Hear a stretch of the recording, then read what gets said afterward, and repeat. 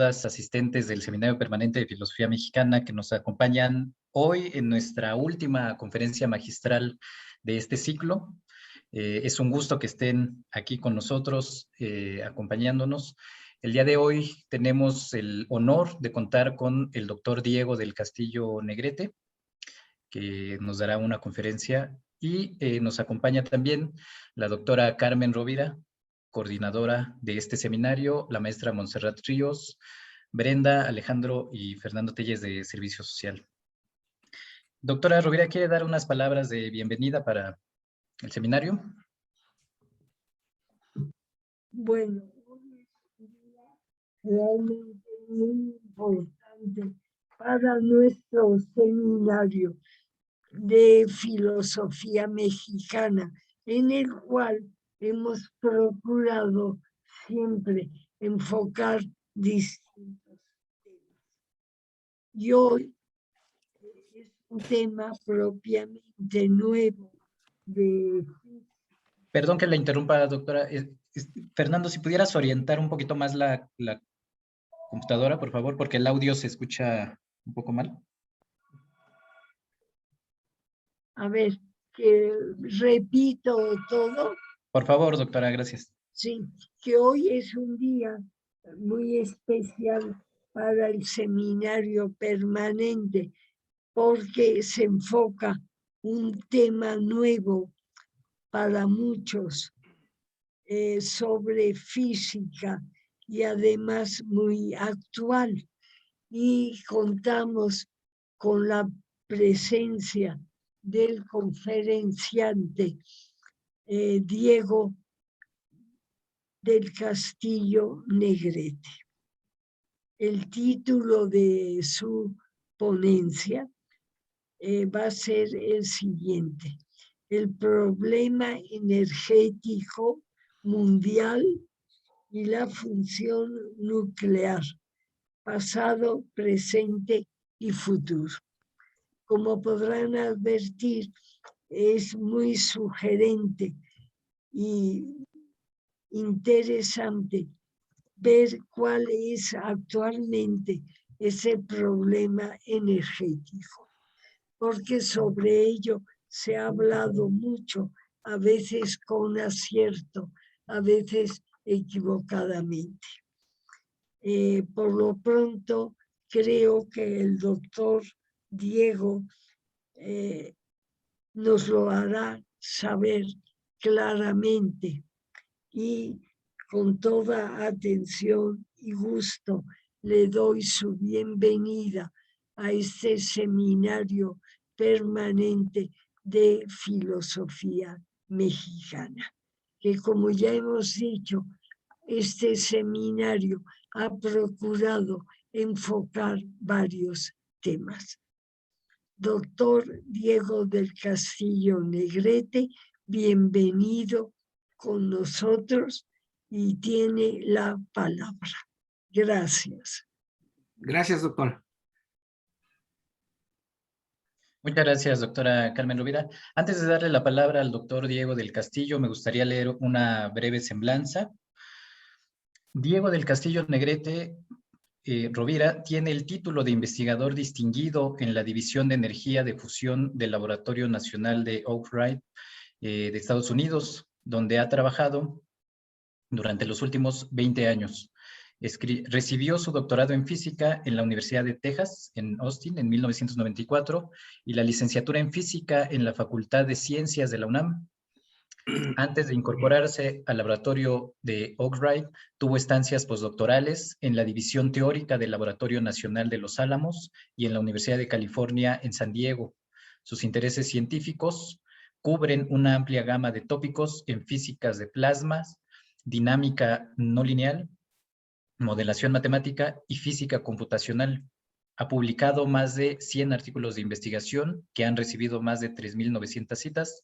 Ha sido investigador visitante en centros de investigación y universidades en Estados Unidos, Francia, España, Brasil y Japón. Ha presentado más de 150 pláticas, invitado en conferencias internacionales y coloquios en universidades y centros de investigación. El día de hoy nos da la conferencia titulada El problema energético mundial y la fusión nuclear, pasado, presente y futuro. Muchas gracias, doctor Diego del Castillo. Bienvenido. Tiene la palabra. Bueno, sí me escuchan y me ven bien, ¿verdad? Sí. Bueno, primero que nada, quiero agradecerles infinitamente el darme la oportunidad de comunicarles y hablarles de estos temas. Eh, Creo que, y obviamente ustedes son la prueba de ello, que las humanidades y la ciencia y la tecnología tienen que ir unidas, tienen que comunicarse, ¿verdad? Porque de lo contrario puede haber problemas muy serios, ¿verdad? Se necesita la perspectiva única y valiosísima de los humanistas, de los filósofos, historiadores, economistas, y no dejar ahora sí que dándole rienda suelta a los científicos, ¿verdad? O a los ingenieros. Entonces, por lo mismo, creo que este es un diálogo muy, muy productivo, muy bonito. A mí siempre me ha encantado y entonces realmente se los agradezco. De lo que voy a hablar, de hecho, espero comunicárselos así, aun cuando es un tema fundamentalmente técnico y es un tema de energético para ser un problema concreto. Creo que tiene detrás de ello una historia fascinante. Allí va acompañado de problemas científicos muy profundos y hasta podríamos decir problemas filosóficos de cómo entender la física y los límites de la investigación científica. En mi campo, en mi área de investigación, somos mucho más personales que ustedes y tenemos la costumbre, creo que no muy buena, de hacer todo a través de diapositivas o de estos PowerPoint presentations, ¿verdad?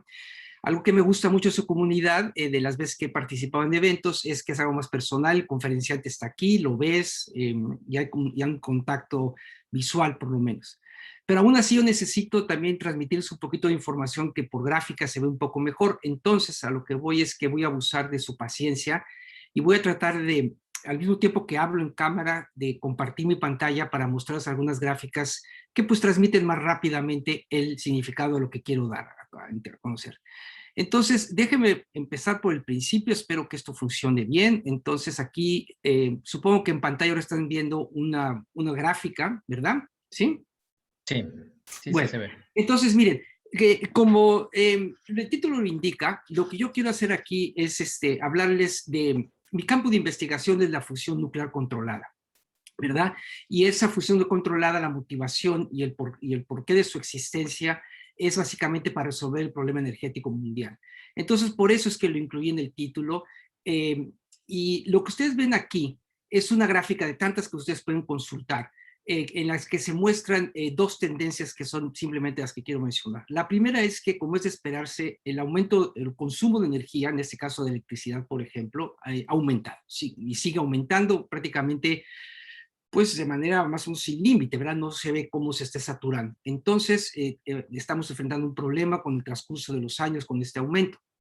El segundo mensaje es que ustedes ven los diferentes colores de esta gráfica indican qué porcentaje de esa energía se produce bajo determinados métodos. Entonces, la parte dominante, que es la que está en color marrón, son los combustibles fósiles, el carbón, el gas natural, el petróleo.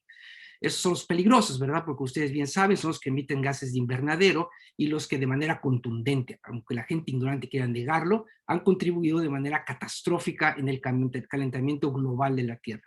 Si este crecimiento que marca esta zona color café no se detiene, la humanidad, y no es por ser alarmista, puede enfrentar una crisis gravísima de cambio climático, que no es cuestión nada más que nos dé calor, es cuestión de que pueda haber inundaciones significativas en las costas, puede haber sequías catastróficas, incendios. Ustedes bien saben todo eso, inclusive creo que hay gente que domina más este tema social y económico que yo. Ahora bien, si ustedes ven, hay otros dos colores en esta gráfica. La parte verde es lo que se llama energía renovable, la energía eólica, la energía solar. Afortunadamente sigue creciendo, pero muy lentamente, y lo que se habla es que no está a un nivel correcto de saturación, ¿verdad? Esto no está creciendo suficientemente. En rojo está la energía nuclear. Ahora bien, aquí por energía nuclear me refiero a las plantas de fisión nuclear, las que hemos conocido de los últimos 20 años tal vez, ¿verdad? Y el problema con esas plantas, como ustedes bien saben, son riesgosas, tienen muchos riesgos, de hecho han causado serios desastres, y por eso es que esta su proporción en cuanto a la contribución a resolver el problema de la energía eléctrica se ha frenado, ¿verdad? La bandita esta roja se mantiene constante, ¿verdad? Ahora, y eso es de entenderse. ¿Por qué? Porque realmente las plantas de fisión nuclear, como se conocen ahora, recordemos Fukushima, recordemos Chernóbil y todos esos desastres, obviamente presentan un riesgo a la humanidad, ¿verdad? En mi punto de vista, creo que el riesgo vale la pena tomarlo, pero lo que sí es necesario es hacer cosas alternativas a la energía nuclear como la conocemos hoy en día. Y es precisamente de lo que les quiero hablar. La fusión nuclear, no hay que confundirla con la fisión, luego explico esto con más calma, es exactamente lo que nos va a permitir explotar la energía nuclear sin caer en los problemas que tienen las plantas nucleares de hoy en día, ¿verdad? Entonces, déjenme pasar ahora a la siguiente, porque, bueno, quiero explicarles los conceptos científicos detrás del problema de la fusión nuclear y por eso me voy a tomar la libertad pues decías algunas transparencias que tal vez, algunas láminas que tal vez sean un poco técnicas, pero creo que definitivamente son importantes y fácilmente las entenderán. Lo que ven aquí ustedes es primero que nada lo que sea el modelo del átomo, ¿verdad? Y el modelo del átomo simplificado desde los orígenes de la mecánica cuántica es relativamente sencillo de entender. Consta de un núcleo, que está aquí pintadito de azul, ¿verdad? En la lámina, en el primer diagrama que muestra el hidrógeno del lado izquierdo, y luego tiene como un sistema planetario el electrón que va dando vueltas, ¿verdad? Entonces, eso es básicamente, y la razón por la cual quiero mencionar esto es que el hidrógeno, que es el elemento que ustedes aquí, es el más sencillo, nada más tiene un protón en el centro y el electrón le da vueltas. Pero existen lo que se llama isótopos o variantes del hidrógeno, que se llama el deuterio y el tritio, y lo que eso tienen son como los átomos de hidrógeno, pero que tienen extras, esas bolitas rojas que pinto allí, que son los neutrones, ¿verdad? Hasta aquí llega mi curso breve de física nuclear, de física atómica, ¿verdad? Es nada más para darles a entender básicamente el modelo del átomo, que tenemos un núcleo, que puede tener un protón, que se pinta en azul, o uno o varios neutrones en el centro, y luego los electrones que van dando vueltas, ¿verdad? Ok, entonces, ¿qué es entonces la energía nuclear? La energía nuclear es básicamente producir energía a partir de transformaciones de los núcleos atómicos, ¿verdad? Entonces recuerde que el núcleo de la parte que está como que en el centro y el electrón es el que está dando vueltas. Lo que nos importa es lo que está en el centro de los átomos, ¿verdad? Cuando ese núcleo atómico se modifica, ¿verdad? Se genera una cantidad inmensa de energía. Ahora, esa modificación o alteración del núcleo atómico puede causarse por dos efectos. Uno se llama la fisión nuclear, ¿verdad? Que es fisionar, romper. Entonces, lo que tiene esta lámina, que espero se entienda, tenemos lo que se llama el target núcleos, que es el núcleo que tenemos de un elemento, por ejemplo, el uranio o el plutonio, y entonces aparece esta pelotita que es un neutrón, es una partícula que uno le avienta, y entonces el núcleo se rompe, se fisiona. Y lo que ocurre es que al fisionarse el núcleo se libera una cantidad inmensa de energía. Y la cantidad de esa inmensa energía se puede calcular precisamente con la muy famosa fórmula de Albert Einstein de que la energía es igual a la masa por la velocidad de luz al cuadrado, ¿verdad? Ahora, este proceso se ha lamentablemente usado para el diseño de bombas atómicas. La tragedia de Hiroshima y Nagasaki es una prueba triste de la aplicación incorrecta de estos conocimientos, pero también aquí les muestro también que se usa para usos pacíficos. Esto es una planta nuclear, entonces claro que también tienes un estigma muy feito, ¿verdad? Porque ha habido desastres como ya habíamos mencionado. Entonces eso es lo que es la fisión nuclear, pero no es de lo que quiero hablar. Lo que quiero hablar es algo alternativo a esta fisión nuclear. Y esto es lo que se viene llamando como lo que es la fusión nuclear. La fusión nuclear es el proceso exactamente inverso. En la fusión nuclear, en lugar de romper átomos, en lugar de romper núcleos, los pegamos, ¿verdad? Los fusionamos. Y para eso lo que hacemos es usar elementos que son ligeros, ¿verdad? Típicamente se usa el deuterio, el tritio, que si recuerdan mi segunda lámina mostraba eso, y nuevamente el proceso es el mismo. Al núcleo modificarse, en este caso pegarse, se genera una cantidad masiva de energía. ¿Cuál es el ejemplo más importante de este proceso? ¿O quién inventó la fusión nuclear? Lo tiene a su mano derecha, que es precisamente el Sol. Los procesos de fusión nuclear son precisamente los que tienen al Sol encendido. Nuevamente, de manera lamentable y trágica, este proceso se ha empleado para construir bombas, son las famosas bombas termonucleares, ¿verdad?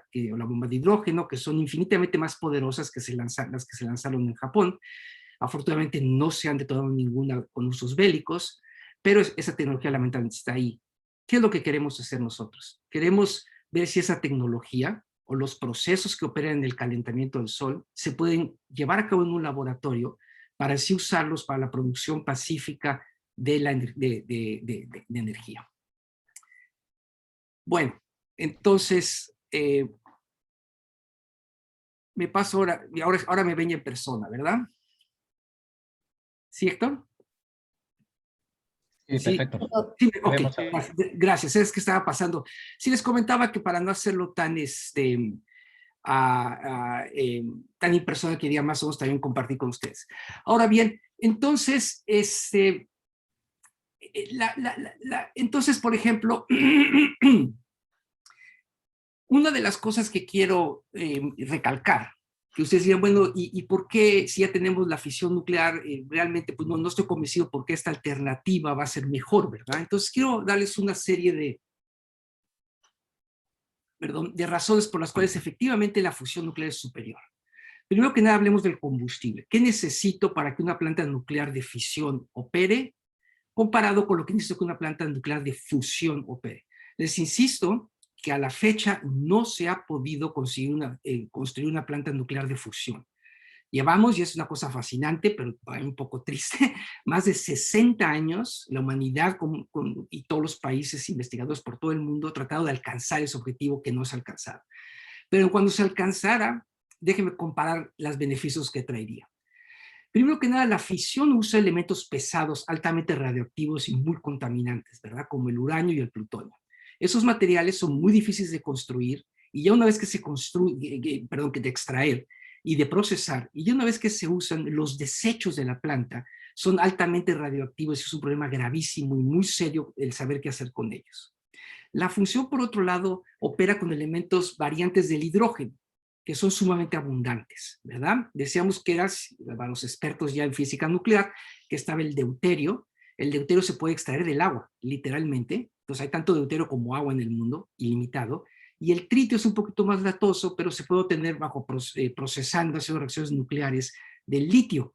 Y el litio es escaso, pero mucho más benigno, mucho menos escaso que el uranio y el plutonio. Entonces, el primer punto es que el acceso a combustibles de fusión es insuperablemente mejor que el de fisión y los desechos son también mucho menos tóxicos, ¿verdad? Pasemos al asunto del riesgo, ¿verdad? Que es lo primero que surge a la mente cuando uno habla de un reactor nuclear. Los riesgos de la fisión nuclear son muy bien conocidos, pero lo que les quiero comunicar es que la fusión nuclear no tiene esos riesgos. Y esto no es una propaganda barata, es un hecho real que tiene que ver con la física del proceso. La razón por la cual la fisión nuclear es tan peligrosa es porque se lleva a cabo lo que sea un proceso de reacción en cadena, ¿verdad? Y como eso funciona es que un neutrón rompe un átomo y lo que sale de haber roto eso rompe otro y rompe otro, rompe otro. Es decir, entonces existe la posibilidad de que salga de control la reacción. Es lo que se llama en inglés el meltdown, o lo que se diría en español, creo, el derretimiento de una planta nuclear, ¿verdad? Cuando la planta nuclear de fisión sale de control debido a que esas reacciones en cadena no se pueden controlar, pues ocurren las catástrofes ecológicas, ¿verdad? Que ya conocemos. Nuevamente, hay un documental fenomenal sobre Chernobyl, ya pueden ver todo lo que puede ocurrir. Ahora, ¿qué pasaría en una planta de fusión? Una planta de fusión realmente, créanmelo, que la fusión es tan complicada de alcanzarse que si algo sale mal, el reactor se va a apagar. Entonces no ocurre ningún riesgo de que explote o que haya ese riesgo. Ahora bien, por otro lado, hablemos de la eficiencia. Bueno, la eficiencia también aquí está del lado de la fusión nuclear. Una planta de fusión nuclear es del orden de 5 veces más eficiente que una planta de fisión nuclear. Ahora, el último punto es el punto que se llama de proliferación bélica, ¿verdad? Porque uno de los riesgos que existe es lo que se quiere hacer en el mundo es que los gobiernos dejen de hacer inversión e investigación en armamento nuclear. Pero el problema es que un país justamente puede querer producir energía nuclear para usos pacíficos, pero disfrazar todos sus procesos para en últimas cuentas construir armamento nuclear. Eso es el problema actual que existe con la fisión nuclear, porque el uranio y el plutonio que uno enriquece para echar a andar un reactor nuclear es el mismo que uno usa para ponerse una bomba. Ahora, con la fusión esto no ocurre. La tecnología que se usa para echar a andar un reactor de fusión es inaplicable para construir una bomba. Entonces podemos dejar los países, no estar ahí checando que nadie haga trampa, por así decirlo, ¿verdad? Entonces, pues creo que con estos elementos espero haberlos convencido de la superioridad, ¿verdad? De la fusión nuclear. Entonces, por ejemplo, aquí uno puede trabajar varias cifras, por ejemplo, para producir 1.000 millones de watts, ¿verdad? Y eso, para los que no sean ingenieros, les digo que eso prácticamente podría proveer, perdón, de electricidad a 1 millón de casas por un día, ¿verdad? Vamos a poder que quisiéramos hacer eso. Bueno, pues con la fusión bastaría tener medio kilo de deuterio, 3/4 de kilo de tritio y produciría nada más 1 kilo de helio. Poquito y no peligroso. Por referencia, una planta que funciona quemando carbón requiere, para alcanzar esto, es decir, para proveer electricidad para 1 millón de casas por un día, la planta de carbón requiere aproximadamente 8 millones de kilogramos de carbón, que generarían 27 millones de kilogramos de dióxido de carbono, medio millón de kilos de dióxido de azufre, 70.000 kilogramos de dióxido de nitrógeno, que son, todos esos contribuyen a los gases invernaderos y al calentamiento global. Y para redondear el problema, esto producía 2 millones de kilos de ceniza y desechos sólidos de la planta, ¿verdad? Bueno, entonces es por esto que realmente la fusión nuclear ha estado en la mira de todos los investigadores, de todos los gobiernos, e inclusive, por ejemplo, el famosísimo físico Stephen Hawking, que a lo mejor ustedes lo han oído mencionar, fue una gran figura, falleció hace no mucho, y es uno de los líderes, fue uno de los líderes de la astrofísica, la cosmología y las partículas elementales. De hecho, cuando le preguntaron cuál era el problema más importante que la física o la ingeniería tenía que resolver, indicó que era la fusión nuclear, que a su juicio era lo que teníamos que investigar, ¿verdad? Y claro, y eso viniendo de alguien que no pertenece al campo y con la estatura intelectual de él, pues significa mucho, ¿verdad? Bueno, entonces, ahora, pero sin embargo, antes, entonces lo que yo quiero ahorita, como dicen, lo que queda de la charla, ya habiendo hecho así un poquito más o menos un cursito así muy breve de fusión nuclear y eso, quisiera pasar a un poquito de detalles técnicos donde andamos tal y cual, pero creo, y aquí me va a dar esta audiencia va a dar absolutamente la razón de ello, yo creo que es muy importante revisar la historia de la fusión nuclear, ¿verdad? Porque es un comentario trillado, pero muy válido, que solamente conociendo el pasado se puede entender el presente y predecir el futuro, ¿verdad?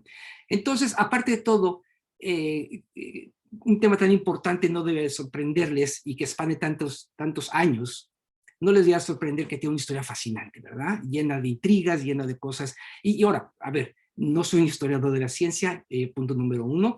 Punto número 2, no tengo tiempo para hablar de todo. Entonces, simplemente, sinceramente, lo que hice fue, pues, tomar algunos que otros ideas o puntos de referencia sencillos. Me encantaría que entre los expertos que hay en esta audiencia, pues, alguien retome, ¿verdad?, esta cosa y decir, bueno, a ver, vamos a hacer la historia de la fusión nuclear. Muchas veces cuando los filósofos y historiadores ven la física, se van mucho por la mecánica cuántica, la teoría de Einstein, la cosmología, el Big Bang, y eso es muy bonito, muy interesante, pero yo creo que si prestaran atención a esos aspectos más aplicados de la investigación científica, conectarían con cosas aún más interesantes, ¿verdad? Bueno, ese es un comentario para pedirles ayuda, que nos ayuden a hacer historia de este campo que yo encuentro fascinante. Bueno, entonces, ¿dónde empezamos? Pues, donde se empieza, que es donde empiezan todas las ideas importantes de la física, con Albert Einstein, ¿verdad? Y entonces su gran fórmula de E igual a mc cuadrada es la que prácticamente nos dice que de la materia se puede extraer energía.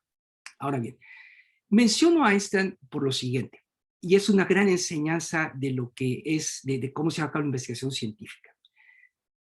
Einstein desarrolló esas teorías y jamás pensó en calentamiento global, jamás pensó en el problema energético, jamás pensó que pudiera haber bombas atómicas, jamás pensó que pudiera haber reactores nucleares. Lo que él quería era hacer investigación física fundamental. Es más, el origen de la teoría de la relatividad es buscar una unificación de los conceptos de la física. Una actitud casi filosófica, pero ciertamente sumamente teórica desde el punto de vista de investigación científica. Es esta unidad de las ideas físicas que le llegó a concluir que la energía y la masa eran intercambiables, ¿verdad? ¿Por qué menciono esto? Lo menciono porque muchas veces se le pregunta a los físicos, y yo he sido víctima a veces, tanto amigos como la gente que da el dinero, te pregunta, bueno, y es que esto es muy teórico, esto es pues una fumada, como a veces decimos como los chilangos, ¿no? Es una cosa que pues, no lleva a ningún lado, es muy teórica, ¿dónde está el beneficio práctico? ¿Para qué lo haces? Bueno, la sorpresa es que la mayor parte de ideas que han causado un cambio dramático en la civilización humana tuvieron su origen en la búsqueda de conocimiento, ¿verdad? Entonces yo siento que es importante seguir alimentando el conocimiento por la razón de que es conocimiento y no porque vaya a aplicarse en algún momento. Porque es solamente así que florecen mentes tan brillantes como la de Einstein y otros grandes investigadores, ¿verdad? El invento del láser, 1000 cosas puedo mencionarles que indican que si se confía en la comunidad científica y en la honestidad de los científicos, que hay que mantenerlo checándola, por así decirlo, a la vuelta de esquina podemos encontrar cosas muy valiosas a nivel práctico.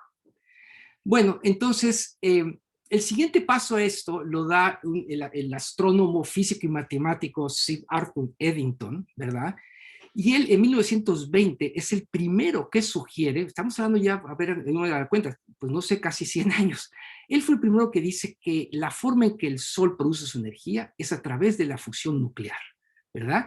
Entonces es lo que dice, a ver, el Sol, porque la pregunta, bueno, desde las civilizaciones prehistóricas se plantea, bueno, ¿por qué funciona el Sol? ¿De dónde saca el Sol el combustible? Bueno, pues es Eddington de los años 20 que dice, esto es la fusión nuclear. Obviamente un cálculo matemático únicamente, ¿verdad? Los estudios continúan en los años 30 en la Universidad de Cambridge con Ernest Rutherford, que se da cuenta que existe, esas figuritas que yo les puse de los átomos con el núcleo adentro y los electrones dando vueltas, pues se deben a él, a sus estudios en la Universidad de Cambridge, ¿verdad? Y luego en los años 30, el físico alemán Hans Bethe es el primero que hace un cálculo detallado para indicar cómo es que la idea de Eddington puede materializarse en una estrella o en particular en el Sol. Y es por eso que de hecho a él le dan el premio Nobel, ¿verdad? Entonces podríamos decir que en los años 30 se consolida el concepto de que de la fusión nuclear podría funcionar algo, ¿verdad? Pero estamos en los años 30 y nadie había pensado en la posibilidad de implementar eso en un experimento en el laboratorio. Y aquí es donde en los años 50 los científicos soviéticos, Andrei Sakharov y Igor Tamm, proponen por primera vez en la historia, y hay que reconocerles no dejar de reconocerles el concepto de lo que se llama un tokamak. Es una palabra muy chistosa, ¿verdad? Tokamak. De hecho, es un acrónimo que en ruso significa cámara toroidal con bobinas magnéticas. No sé si se les hace más, igual se les hace igual de oscuro lo que dije que la palabra tokamak, pero desde ese entonces se concibe que es posible construir una máquina que replique, que imite los procesos del Sol, ¿verdad? Pero eso es un concepto teórico. No se ha hecho en ese entonces no había ningún experimento. Y entonces aquí ocurre algo verdaderamente fascinante. Y les voy a compartir mi pantalla porque eso es digno de verse.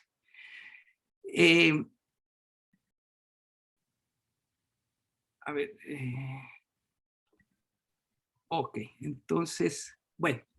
Si ustedes ven aquí, les puse una copia, me fui a los archivos del New York Times, porque resulta que en marzo de 1951, ni más ni menos, el gobierno de Perón en Argentina, sin ningún empacho, dijo que ellos habían conquistado la fusión nuclear, ¿verdad? Algo sorprendente, es una historia fascinante. Salió, de hecho, en la página principal del New York Times y causó un revuelo enorme, ¿verdad? A los que sean curiosos de esto les puedo mandar, y aquí está, bueno, con anuncios del New York Times, ya saben, pero pues sí, hizo una declaración de prensa Perón, asesorado por un científico austriaco que apareció por ahí y pues le vendió la idea, como decimos, le vendió la moto a Perón y Perón se entusiasmó. Obviamente sobre decir que eso fue un fiasco, ¿verdad? Fue un fiasco total, porque fue una mentira y no estaban, es más, estaban de hecho sumamente lejos de que alcanzar nada parecido, ¿verdad? Ahora bien, sin embargo, lo que esto hizo, ¿verdad? Es más, déjenme ponerlos al tanto en la historia. Lo que sí ocurrió es que en esa época los norteamericanos construyeron la primera bomba de hidrógeno con procesos de fusión, ¿verdad? Edward Teller y Ulam de los Álamos construyen la primera bomba atómica de fusión en esa época, justamente cuando Perón dice que él ya hizo un reactor nuclear para usos pacíficos, ¿verdad? Totalmente equivocado. Pero fíjense ahora lo interesante de todo esto. Estas ideas de Perón, que fueron un verdadero fiasco, ¿verdad?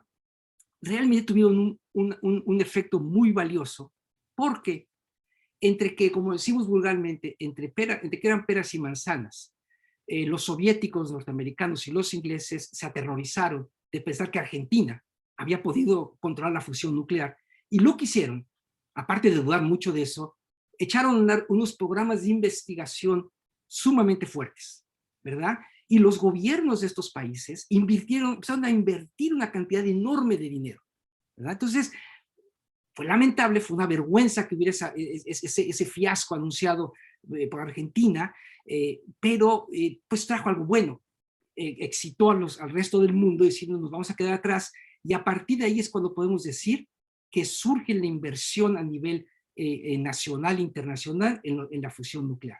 Y lo que les pongo aquí en la diapositiva, en la lámina que están viendo, es el primer tokamak que jamás se construyó en la historia de la humanidad, que fue construido en la Unión Soviética en 1957, ¿verdad? Ahora bien, algo también muy importante ocurre al año siguiente.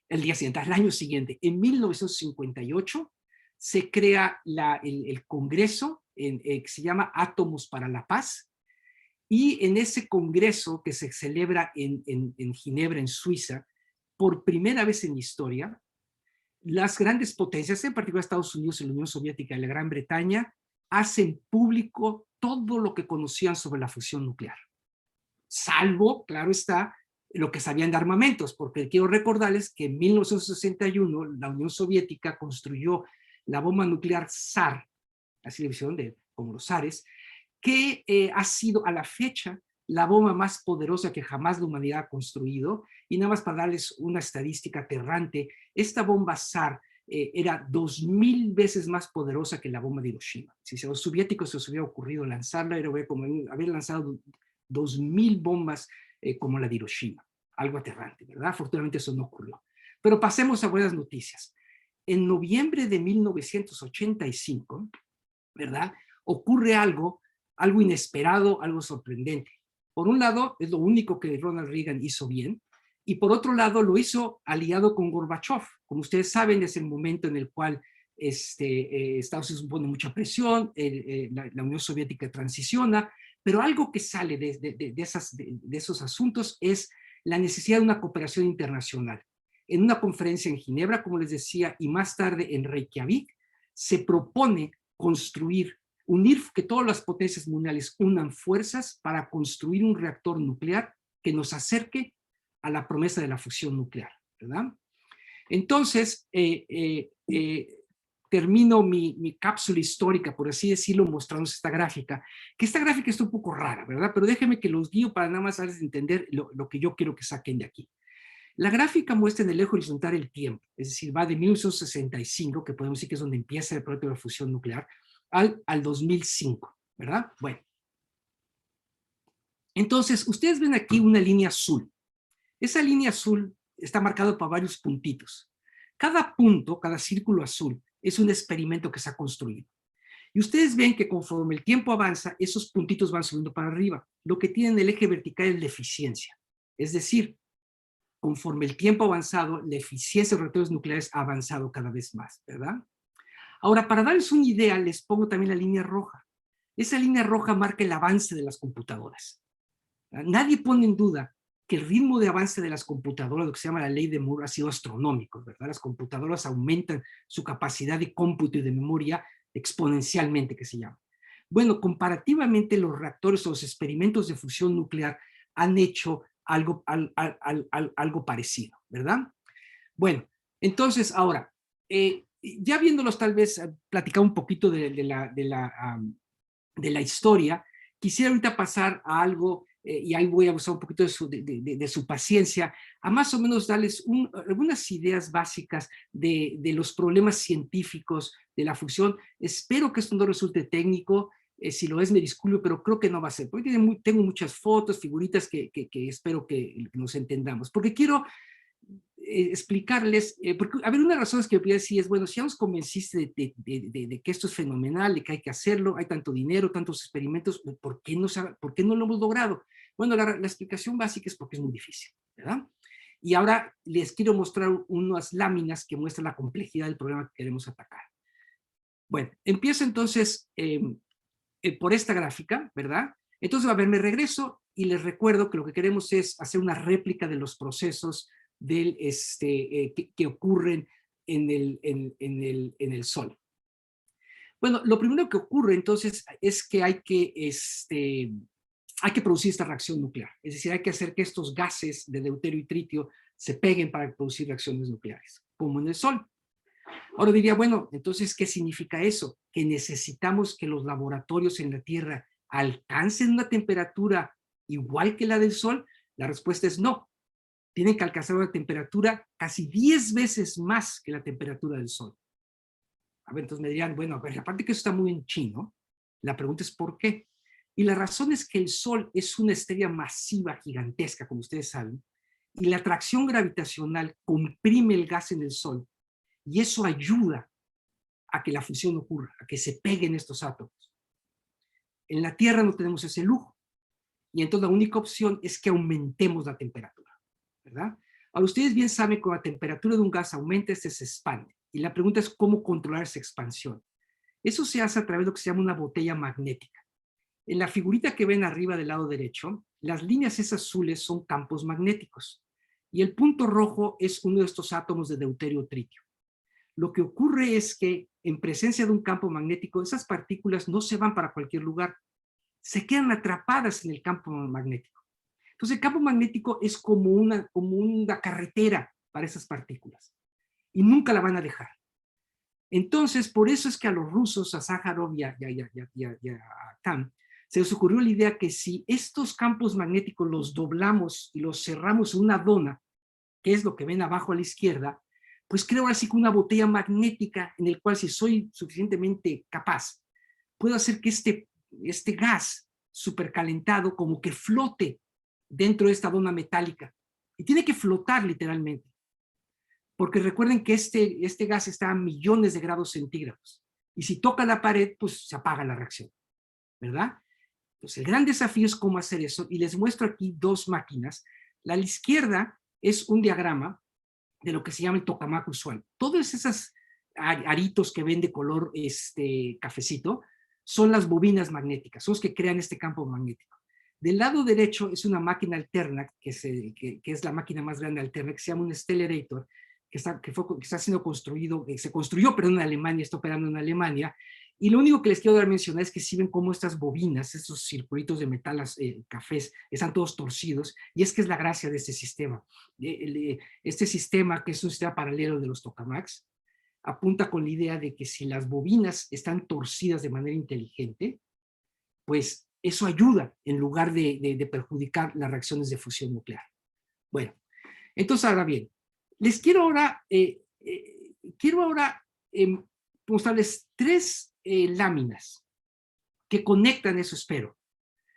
La complejidad del problema, que justifican por un lado por qué nos ha costado tanto trabajo, pero lo conectan con la complejidad del problema y con algo que yo creo que es una limitante profunda de la investigación científica, que conectaría, yo diría, con los límites de la investigación científica y tal vez con problemas que interesan mucho a la filosofía de la ciencia, ¿verdad? El título de esta lámina es El caos y los límites del reduccionismo. Entonces, no tengo mucho, esto sería un motivo de una charla, pero déjenme nada más decirles qué entiendo por esto. Miren, estos plasmas, estos gases que están metidos en el tokamak, hay que calentarlos, tienen millones y millones y millones y millones de partículas, ¿verdad? Y ellas interactúan. Pero ocurre una cosa muy... Entonces, bueno, tú dirías, bueno, ¿y sabemos la ley de interacción? Sí, sí la sabemos. Si yo tengo dos partículas, un electrón y un protón, dos partículas hacen lo que está arriba a la izquierda o lo que está arriba a la derecha. Es decir, el comportamiento de dos partículas es trivial. totalmente bien entendido.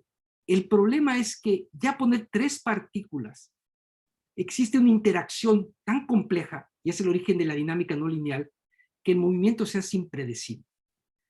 Y esto indica que hay un límite del reduccionismo, porque uno diría, a ver, bueno, si tú quieres estudiar 1.000.000 de átomos en la fusión nuclear, si tú sabes cómo interactúan 2, pues a lo mejor ya sabes cómo interactúan todos los demás, y la respuesta es no.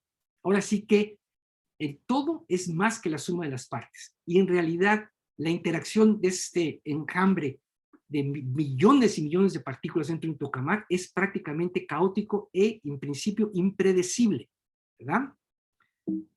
Punto número 2, la turbulencia, ¿verdad? La turbulencia, si ustedes quieren saber qué es turbulencia, pues simplemente, pues ahora sí que hablan al grifo de su casa poquito y luego háblenle de pronto mucho. O vean un río que va muy lento y luego vean las cataratas del Niágara, ¿verdad? O los rápidos que se llaman.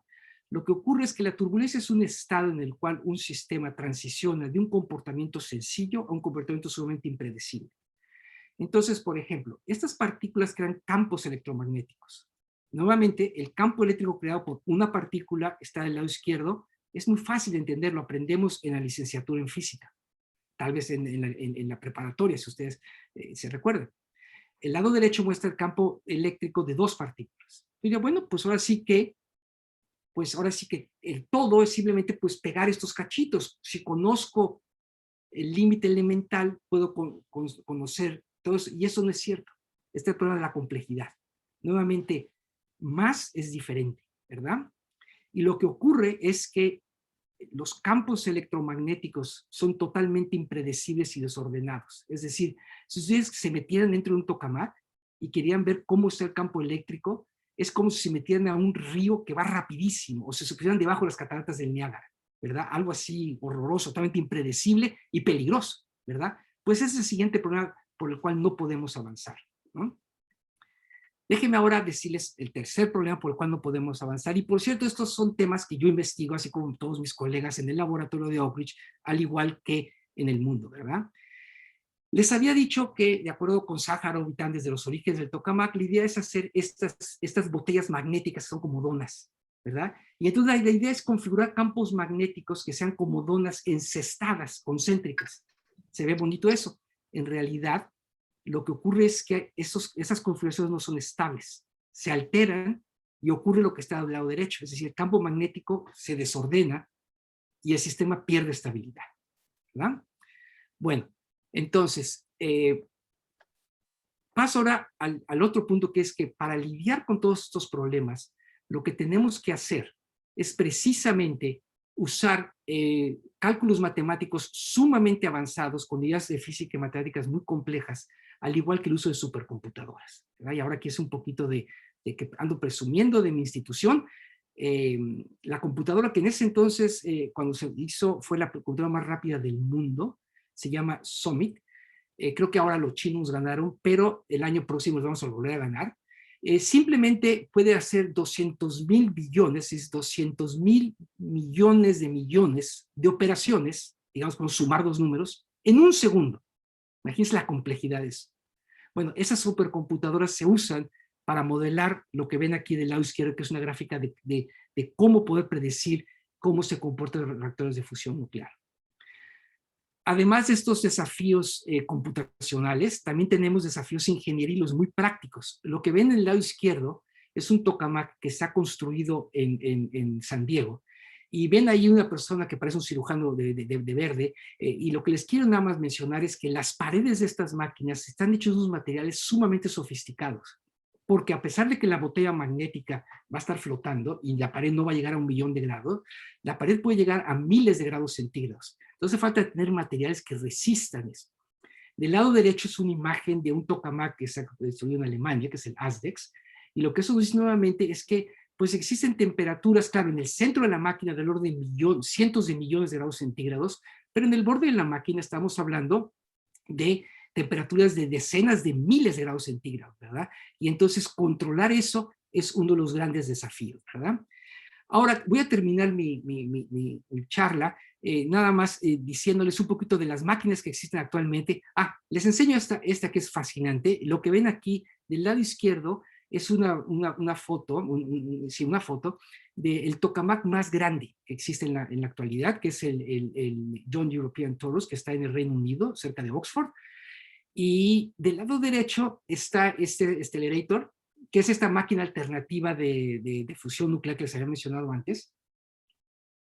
Se las menciono porque si les suena parecido a lo que se mostró en una de las secuelas de la película del Hombre Araña, de Spider-Man, de hecho muestra un Stellarator, ¿verdad? Porque parece así que es el Doctor Maligno. Pero es una máquina real, está en Japón y han hecho grandes descubrimientos con esto. Bueno, pero ahora termino entonces con el gran objetivo de dónde estamos hoy en día y hacia dónde vamos, ¿verdad? Entonces, si me permiten, no sé si voy a muy rápido, me voy a regresar a esta grafiquita, y si ven que en la parte de hasta arriba hay una línea horizontal punteada que dice ITER, ¿verdad? Es así como que el límite final, es así, lo grande que sigue en el futuro cercano, es precisamente esta máquina que se llama ITER, ¿verdad? Que originalmente fue la que Gorbachev y Reagan dijeron, hay que trabajar para unirnos a hacer esto. Y bueno, de que se autorizaron los presupuestos, de que se negoció todo esto, a que se negoció dónde se iba a construir la máquina, pasaron décadas, ¿verdad? Hoy en día estamos como que podría decir en la recta final. Esta máquina está siendo construida en el sur de Francia, ¿verdad? Y se calcula que pues en unos 10, aproximadamente en el 2025 produzca el primer plasma, y en el 2035 ya se funciona al nivel lo que queremos que funcione un reactor nuclear, ¿verdad? Pero les prevengo, esta no va a ser un reactor comercial, todavía va a ser un reactor experimental, pero va a conseguir algo que ninguna máquina a la fecha ha conseguido, que es lo siguiente. Para prender estas máquinas, por ejemplo, estas máquinas que les mostré aquí, uno tiene que consumir una cantidad enorme de energía, ¿verdad? Hay que calentar el plasma, hay que prender las bobinas, y entonces hay que consumir una cantidad astronómica de electricidad, ¿verdad? Ahora bien, cuando la máquina funcione, la máquina nos va a dar energía de regreso. Y si ustedes son negociantes, va a decir, bueno, a ver, necesito que salga más energía de la que meto, si no, no me es negocio, ¿verdad? No puedo meter yo a un banco un peso y que me regresen 50 centavos. Yo quiero meter un peso y que me regresen 2 pesos. Bueno, a la fecha no podemos hacer eso con las máquinas. Lo que más se puede hacer es meter un watt y sacar 3/4 de watt. Pero lo que va a producir esta máquina es que va a conseguir que hagamos 10 veces la inversión. Es decir, por cada watt que metan, esta máquina va a sacar 10 watts. Entonces, sobra decir que esta máquina, por ejemplo, pesa 23,000 toneladas, ¿verdad? Entonces es gigantesco. La temperatura que va a estar el plasma aquí es 10 veces más alta que la temperatura del centro solar, ¿verdad?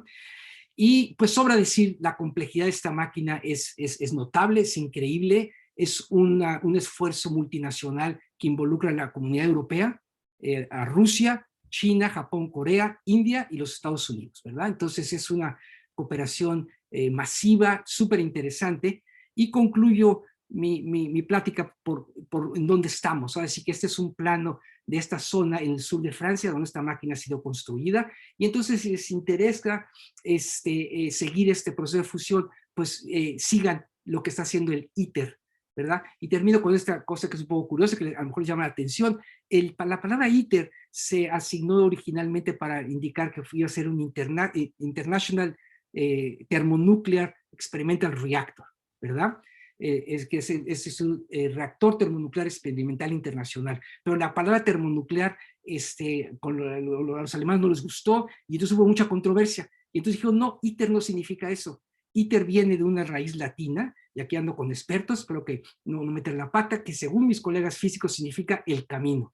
Entonces, ITER lo que sigue es el camino hacia lo que podría ser la solución o una gran ayuda a la solución de los problemas energéticos mundiales. Creo que una vez más, como me suele pasar, me pasé de entusiasta, entonces, pero nuevamente les agradezco mucho la atención y estoy a toda su disposición de preguntas y comentarios. Gracias. Muchísimas gracias, doctor Diego del Castillo Negrete, por esta espléndida conferencia que ha sido fascinante. Me parece increíble todo esto que nos has expuesto el día de hoy. en torno a la generación de energía por fusión nuclear. Muchísimas gracias. Seguro que el auditorio está igualmente entusiasmado y con ánimo de hacer también varias preguntas. Vamos a darle la palabra a la doctora Carmen Rovira, que ha levantado la mano, e invitamos, mientras tanto, a formular sus preguntas ya sea en el chat o levantar la mano para que les demos la palabra. Agradecemos ampliamente al doctor en física Diego del Castillo Negrete Rovira su conferencia, porque nos ha introducido en un campo muy difícil, pero lo ha logrado hacer con gran claridad. Gracias, doctor, por su asistencia, aunque sea lejana, y por estar aquí entre nosotros. Gracias a ustedes, doctora. Ha sido una gran oportunidad para mí. Muchas gracias realmente. Y bueno, preguntas, comentarios, por favor. A ver, miren, tenemos a Jesús Ramiro Bucio. Adelante. Ok, muchas gracias, doctor Diego, igual por su presentación, me suma felicitaciones. A mí me gustaría preguntarle, primero que nada, mencionaba usted que, bueno, hacen estas simulaciones para intentar dilucidar o entender el comportamiento de las partículas dentro de tokamak. Me gustaría ver si usted nos puede explicar un poco acerca de qué modelo estadístico utilizan como para intentar predecir estos comportamientos. Y también, bueno, hemos visto, ¿no? Como usted mencionaba, diversas orígenes o diversas formas de producir energía, pero, por ejemplo, ¿qué ventaja tendría en cierto momento el hecho de utilizar fusión nuclear sobre, por ejemplo, energías renovables? Que, pues, bueno, actualmente, aunque no son tan eficientes como se busca, pues cada vez se logran grandes progresos también en este campo. Claro que sí, Jesús, pues muchas gracias. Son dos preguntas claves, muy importantes, ¿verdad? No tengo la respuesta completa, te voy a decir como yo veo el problema. Lo primero habéis mencionado de los modelos, ¿verdad? Entonces, responder esa pregunta con detalle puede ser muy técnico, pero algo que me gustó mucho que mencionaste es el concepto de estadística, ¿verdad?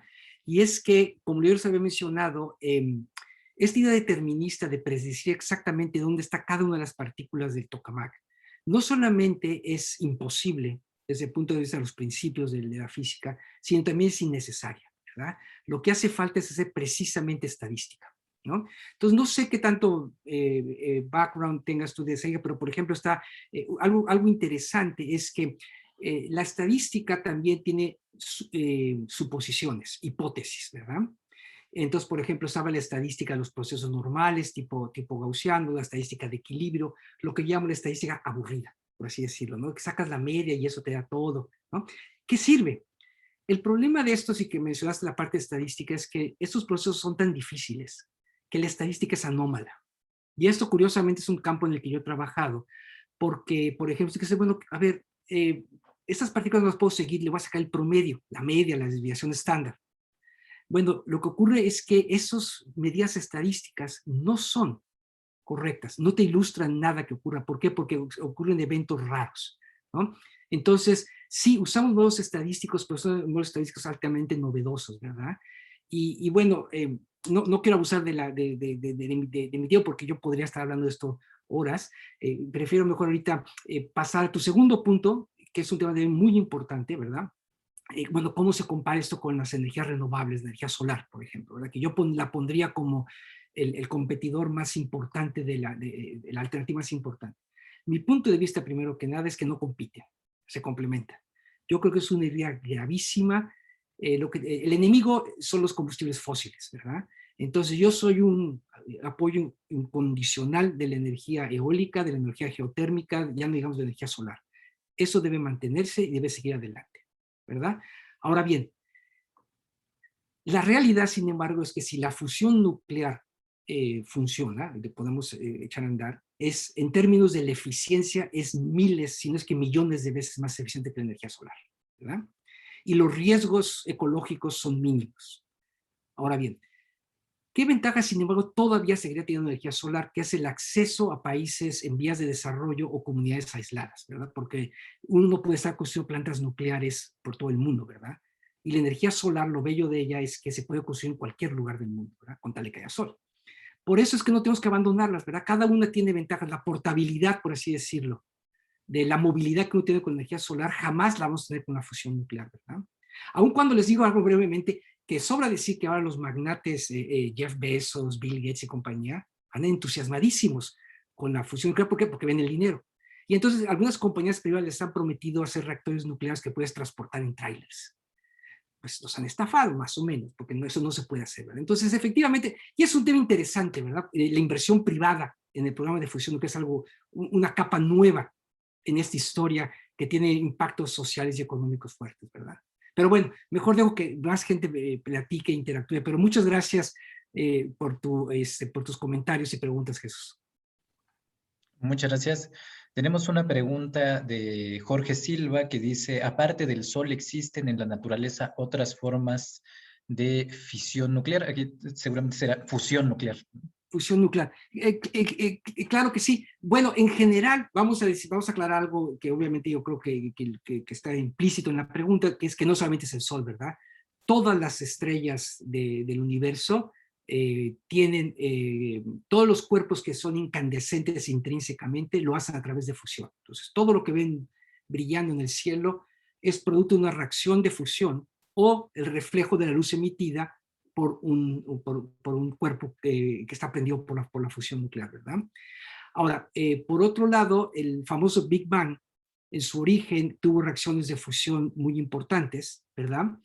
Y la otra cosa que les quiero decir es que parte de la fusión nuclear tiene que ver con estos gases sobrecalentados. Y ustedes saben, por ejemplo, que la materia tiene tres estados, el sólido, el líquido y el gaseoso, ¿verdad? Y de hecho uno puede pensar, cuando tengo el sólido, tengo un pedazo de un hielo, lo caliento, se hace líquido, lo caliento, se hace gas. Bueno, lo que sigue de calentarlo es un gas ionizado que se llama un plasma. Entonces, toda la fusión nuclear trabaja con plasmas. Y les doy todo este rollo porque, complementando la pregunta muy interesante de Jorge, el 99.99% del universo es un plasma. Es decir, la materia como este lápiz, como nosotros, somos la minoría. La mayor parte son gases en el estado de los que queremos tener en tokamak, pero no tan calientes, ¿verdad? Entonces, los plasmas constituyen el 99% de la materia del universo, y la fusión nuclear es lo que tiene, todo lo que está prendido en el universo se prende por fusión nuclear. Fusión, ¿verdad? Como dijo bien Héctor. Muy bien, muchas gracias, Diego. Pues seguimos invitándolos a todos y todas nuestras asistentes a hacer sus preguntas. Yo tendría una, Diego, quizás una pregunta un tanto ingenua, pero yo me pregunto, dado que la industria de la energía fósil pues es inmensa y es millonaria, y como lo expusiste en tus gráficas, pues es la que ha predominado para la generación de energía, pues ¿no podrían ellos sabotear estos intentos científicos de generar una planta de fusión nuclear?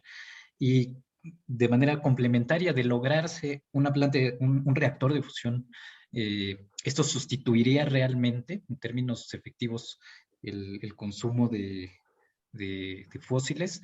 Y finalmente, pues, ¿cuál sería la proyección real de tener un reactor de este tipo? Por estas complejidades que tú has planteado, el hecho de que sean inmensos y de que no sea fácil construirlos, pues no se pueden construir en todos los lugares del mundo, ¿no? Donde podría traer beneficios, o cómo se podría distribuir esa energía, no sé. Bueno, mira, empiezo mi respuesta diciéndote algo que me dijo una vez un profesor de UNAM, una idea, un concepto muy importante que siempre conmigo me dijo, mira, no hay preguntas ingenuas, lo que hay es respuestas ingenuas. Claro, él usó una palabra más fuerte que ingenuo, ¿verdad? Entonces, tus preguntas son preguntas claves y son sumamente importantes, y aquí vienen las respuestas ingenuas, ¿verdad? Entonces, la idea sabotaje, ¿en qué medida los intereses económicos del petróleo y eso podrían frenar el desarrollo de esto? ¿Verdad? Por ejemplo, lo vimos con la industria de los coches eléctricos o híbridos, ¿verdad? Ya hoy en día habría coches eléctricos por todo el mundo porque la tecnología está ahí y ha estado ahí desde hace décadas, ¿verdad? Y se frenó. Es un ejemplo claro de lo que te preocupa a ti ahora mismo, Héctor, ¿verdad? Que es, y si hay algún interés económico multinacional que frene esa iniciativa, claro que lo hay, claro que existe, ¿verdad? De hecho, el científico Sájarov, que por cierto fue un disidente del régimen stalinista, pero fue el que propuso el concepto de Tokamak, dijo algo muy sabio. Dijo, la humanidad va a tener la fusión nuclear cuando la humanidad la quiera, ¿verdad?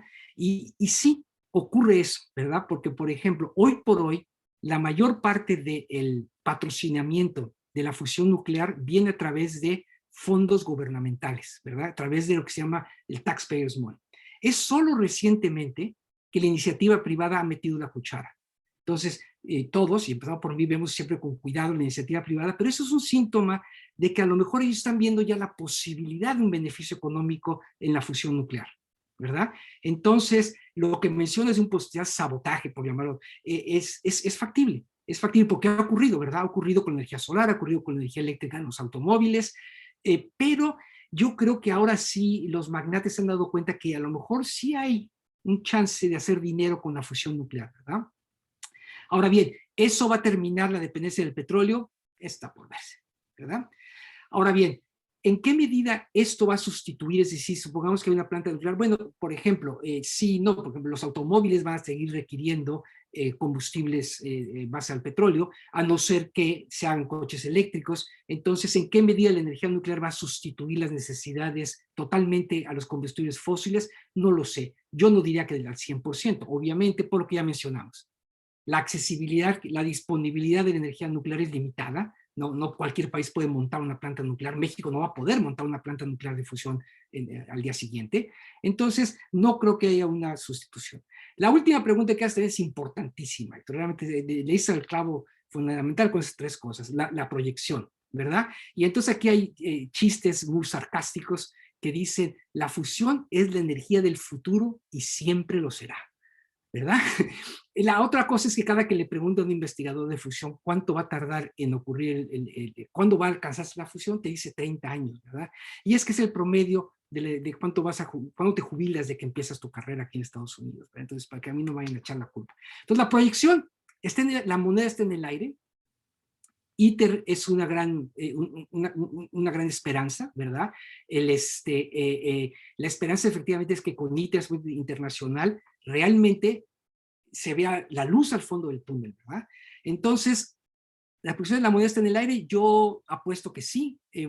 Hoy por hoy el panorama es prometedor, porque ten en cuenta que aparte de ITER sigue algo más. ITER no es una planta comercial, ¿verdad? Entonces, pues sí, muy interesantes sus preguntas y invito a todos que las estudiemos, ¿verdad, Héctor? Muchísimas gracias, Diego. Mira, aquí ya se sumaron varias preguntas. Voy a leerte en orden como han ido apareciendo. Sí. Dice Mau Jiménez. Doctor, pensando en la probabilidad de funcionamiento exitoso de una máquina y suponiendo que en el futuro pueden construirse más de un reactor de este tipo, ¿cómo confiar en la probabilidad de éxito y tener certidumbre de que no acontezca ningún otro accidente o acontecimiento con alguno de estos reactores en algún momento? ¿Será esto un tema de seguridad internacional? ¿Cómo asumir la respuesta de la energía nuclear como posible única alternativa a un futuro energético? Perfecto.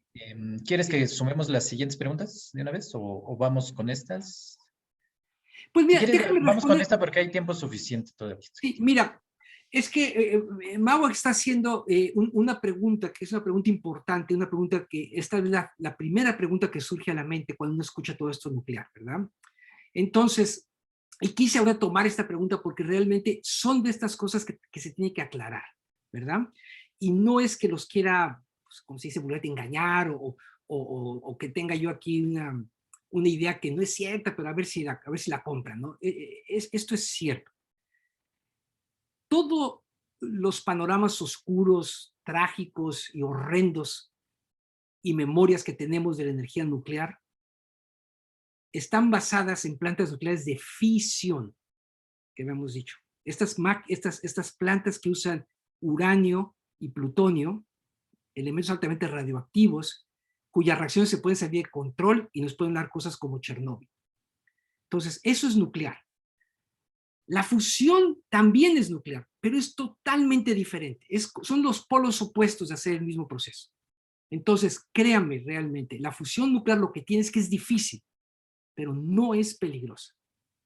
No existe problemas de contaminación, no existe problemas de creaciones de gran control. Entonces, realmente yo me atrevería a decir que el impacto ecológico de la fusión nuclear es mínimo comparado con lo que se ve con los combustibles fósiles, ¿verdad? Ahora, insisto, jamás tenemos que usar la palabra única alternativa, nunca. No ahorita, no para este tema ni para ninguno. Hay que quitar lo que es malo, pero si hay 10 soluciones buenas, las 10 hay que empujarlas, ¿verdad?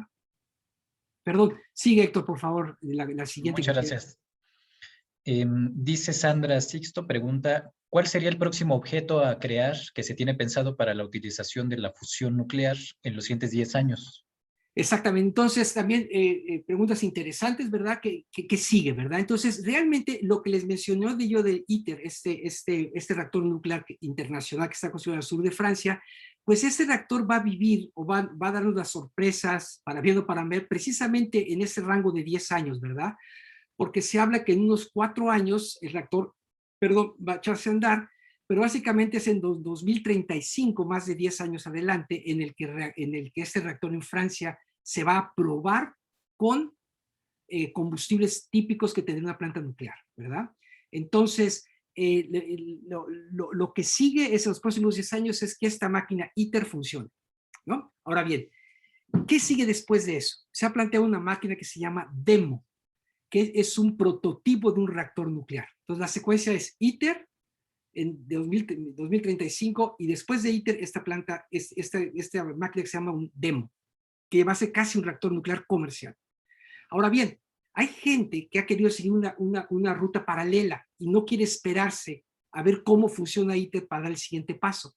Y aquí entramos estas compañías privadas que hay que tenerlas en la mira.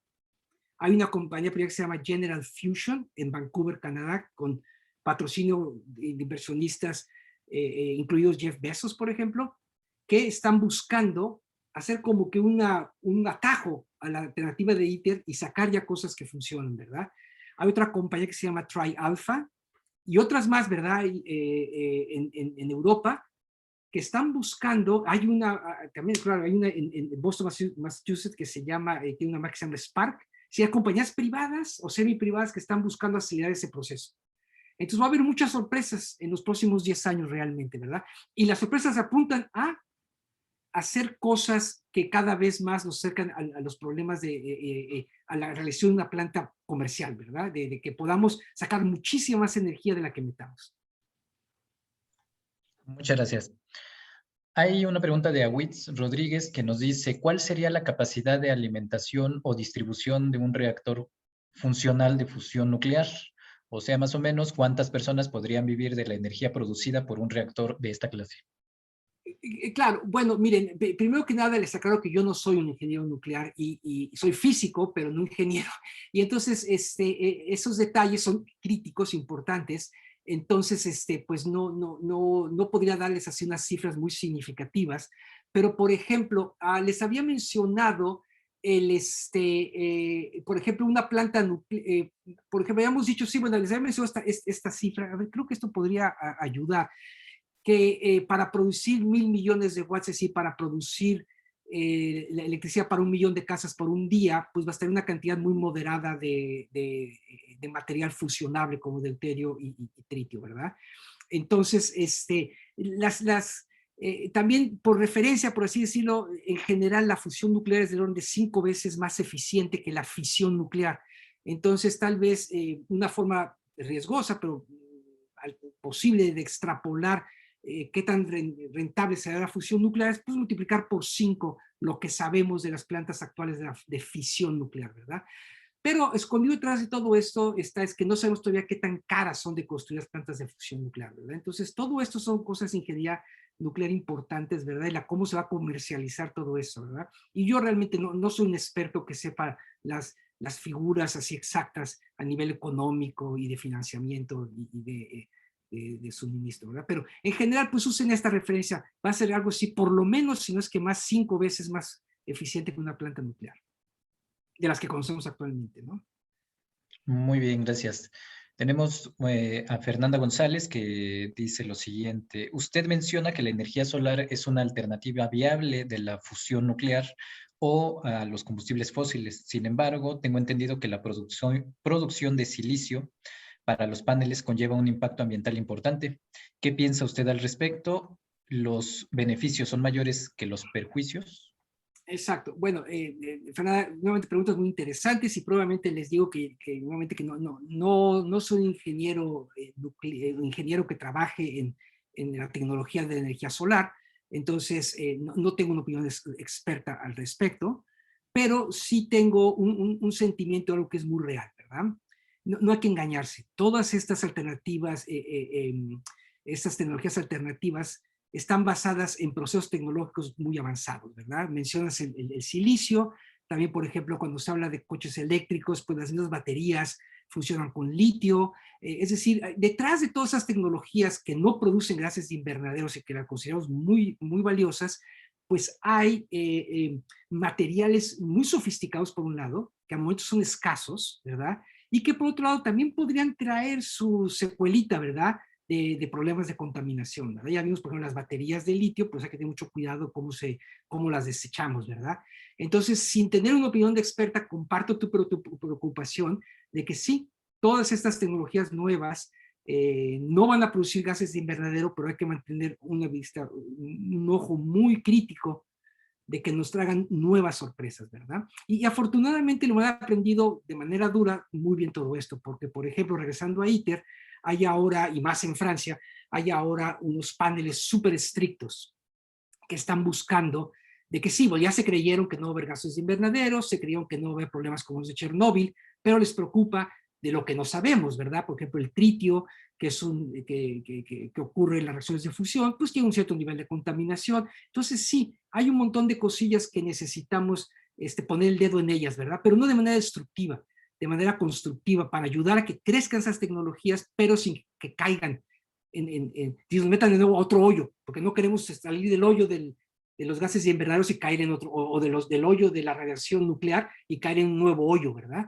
Hay que estar pendientes de todo eso. Perfecto, muchas gracias. Hay una pregunta que hace Alejandro Aguayo que justamente tiene que ver con esto. Él pregunta, ¿qué tipo de residuos generan estos procesos de fusión? Y a este tipo de residuos se les tiene que dar un post-tratamiento para que no contaminen, algo así como lo que ocurre con el uranio en las plantas de fisión nuclear. Claro, es nuevamente una pregunta excelente, ¿verdad?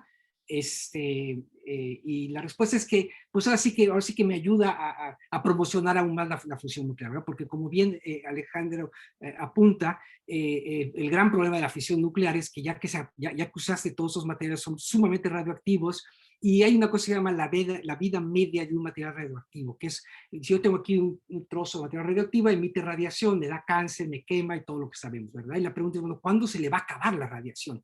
Eso se denomina usualmente la vida media del elemento. Y la vida media del uranio, el plutonio, todos los elementos pesados es enorme. Pueden pasar siglos y siguen siendo contaminantes. Y entonces está el problema, ¿qué hacen con todo esto? Los entierran, los mandan al desierto, los quieren mandar a la luna. Una pesadilla. Ok, ahora bien, pasamos a la fusión nuclear. Si recuerdan, en una de las láminas que puse, les decía que la fusión nuclear funciona con deuterio y el tritio, ¿verdad? Cuando ese es los materiales originales. En sí, el deuterio no es un material contaminante radiactivo, el tritio lo puede ser, pero no en exceso. Ahora bien, cuando ocurren esos procesos de fusión, se genera un núcleo de helio y un neutrón, ¿verdad? Ninguno de estos dos elementos es, bueno, el neutrón es una partícula elemental que puede hacer daño si estás directamente en la trayectoria de eso, pero no es en sí algo radioactivo, ¿verdad? Es una partícula elemental. Y el helio es un gas inerte que es sumamente, que no tiene mucho problema, ¿verdad? Entonces, ahora bien, lo que sale de la fusión entonces es un neutrón y un núcleo de helio que se llama una partícula alfa. El neutrón, como no tiene carga eléctrica, se sale de la máquina porque no siente como que es invisible al campo eléctrico y magnético, pero son esos neutrones los que se usan para calentar las turbinas y de ahí producir energía eléctrica. y el helio que queda se usa para recalentar el plasma. Entonces es un proceso muy bonito, porque en lugar de esta reacción en cadena de la fisión que crea estos elementos sumamente radioactivos, la fusión va a crear una cosa que va a permitir calentar y echar a andar las turbinas, que es los neutrones, y otra cosa que es la partícula alfa que va a recalentar el plasma para prenderlo, ¿verdad? Ahora bien, regresando, eventualmente hay interacciones de estos elementos que son más sobre el neutrón y el helio, que son muy pacíficos, interactúan con las paredes de la máquina.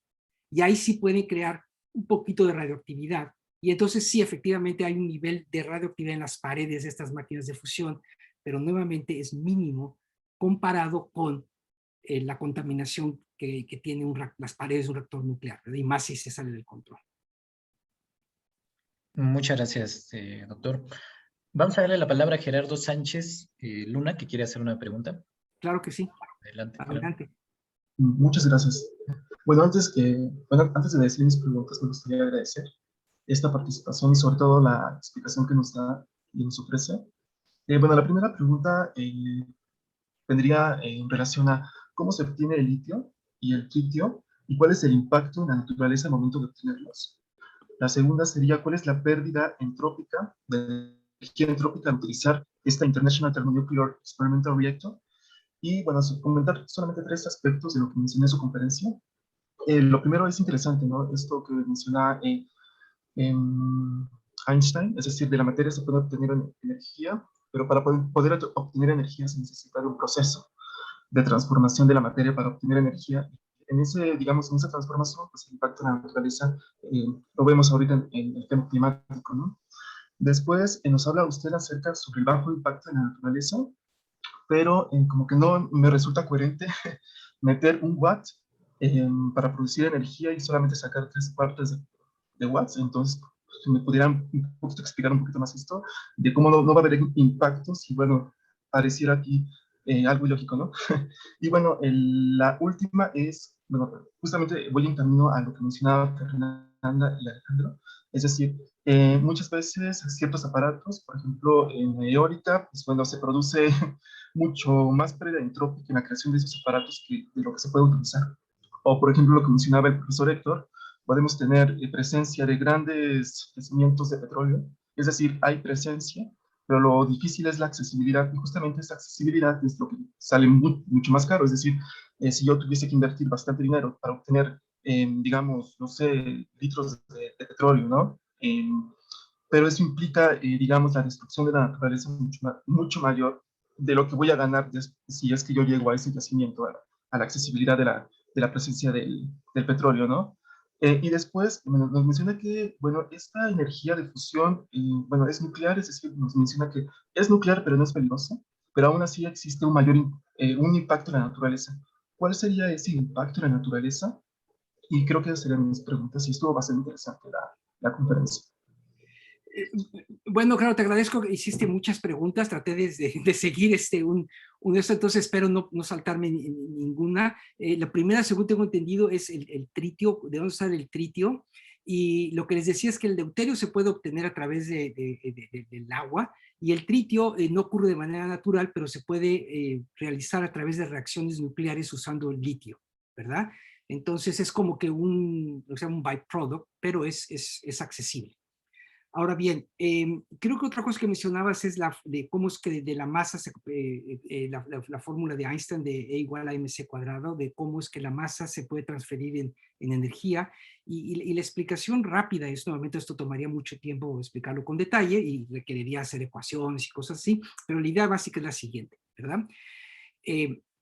Supongamos que tengo aquí un núcleo de deuterio y un átomo de tritio, ¿verdad? Y antes de que choquen los peso, y veo cuánto pesan, ¿ok? Cuando los pego, ¿verdad? Y se separan, me da un núcleo de helio y un neutrón. Bueno, si los pesamos de forma separada, el producto pesa menos.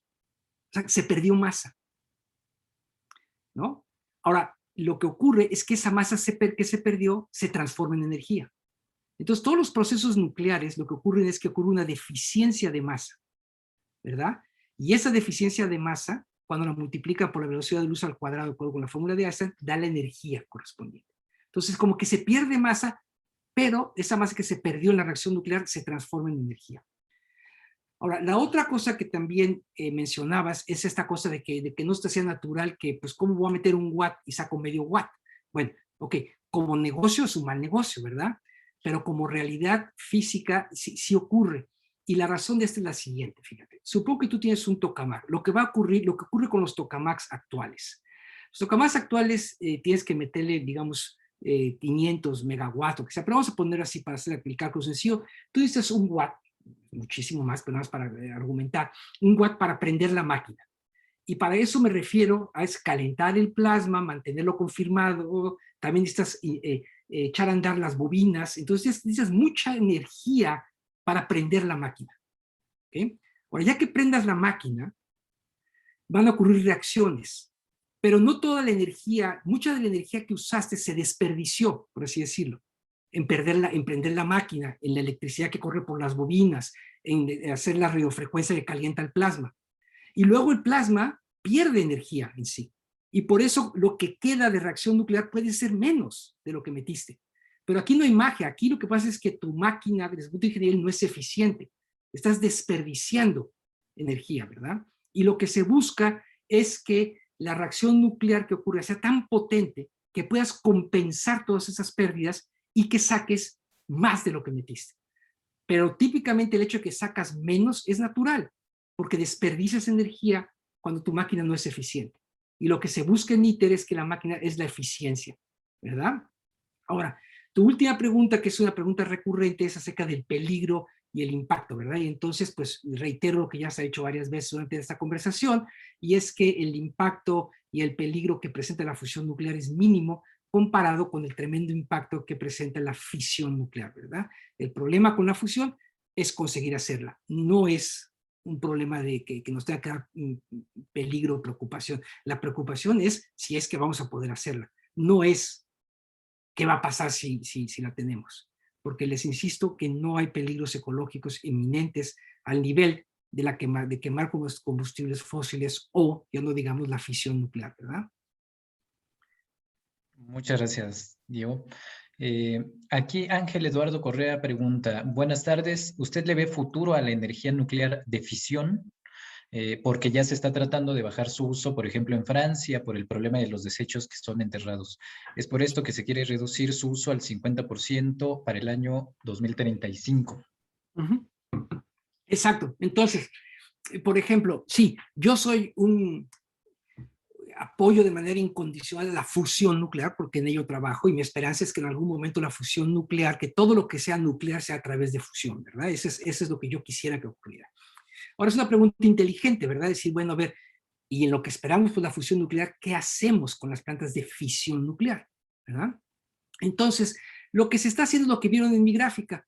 Se está manteniendo al mismo ritmo, la fracción de energía que se produce por energía nuclear es más o menos al mismo ritmo, y como se apunta en la pregunta, Francia, que era uno de los líderes en la producción de energía eléctrica a través de energía nuclear, está bajando, pensando bajar su producción, ¿verdad? Entendible debido a las presiones políticas que tiene esto. Ahora, si ustedes me preguntan a mí, es claro que me preocupa y considero que es muy, muy triste y dramático lo que ocurrió en Fukushima, en Chernóbil, etcétera, ¿verdad? Pero yo creo que ahora sí, por poner las cosas así en palabras, de modo sucinto, los beneficios bien vale el riesgo.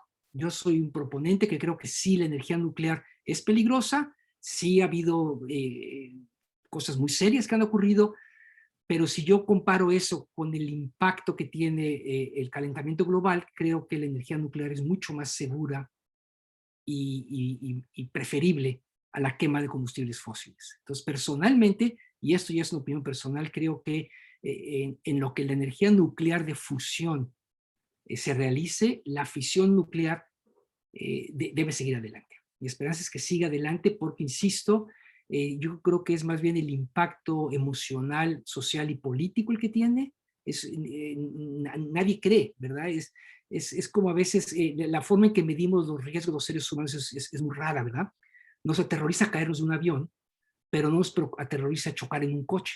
Nos preocupa, pero no nos aterroriza, ¿verdad? Y la verdad es que por cada persona que se queda en un avión, 1 millón se mueren en coches. Entonces hay una parte psicológica en los miedos y las preocupaciones, ¿verdad? Y creo que la energía nuclear tiene, pues ahora sí que merecido una reputación mala. Pero si somos un poquito racionales, nuevamente la cuestión es, vamos a compararlo.